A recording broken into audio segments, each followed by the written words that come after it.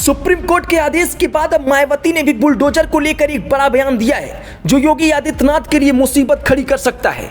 Supreme court ने आरोपियों के खिलाफ बुलडोजर कार्रवाई की आलोचना की है। शीर्ष अदालत ने कहा है कि अगर कोई सिर्फ आरोपी है तो उसके प्रॉपर्टी गिराने की कार्रवाई कैसे की जा सकती है। अब इस पर बहुजन समाज पार्टी यानी बीएसपी प्रमुख मायावती ने भी प्रतिक्रिया दी है।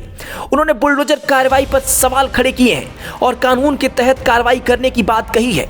मायावती ने ट्वीट किया, देश में आपराधिक तत्वों के खिलाफ कार्रवाई कानून के तहत होनी चाहिए और इनके अपराधों की सजा उनके परिवार और नजदीकी लोगों को नहीं मिलनी चाहिए।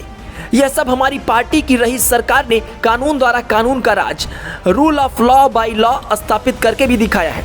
उन्होंने कहा कि बुलडोजर का भी इस्तेमाल अब माननीय सुप्रीम कोर्ट के आने वाले निर्णय के मुताबिक ही होना चाहिए। हालांकि उचित तो यही होगा कि इसका इस्तेमाल करने की जरूरत ही ना पड़े, क्योंकि आपराधिक तत्व को सख्त कानूनों के तहत ही निपटाया जा सकता है। एक अन्य ट्वीट में मायावती ने कहा कि जबकि आपराधिक तत्व के परिवार व नजदीकियों पर बुलडोजर का इस्तेमाल करने की बजाय संबंधित अधिकारियों पर ही कठोर कार्रवाई होनी चाहिए जो ऐसे तत्व से मिलकर पीड़ितों को सही न्याय नहीं देते हैं। सभी सरकारें इस ओर ध्यान जरूर दें।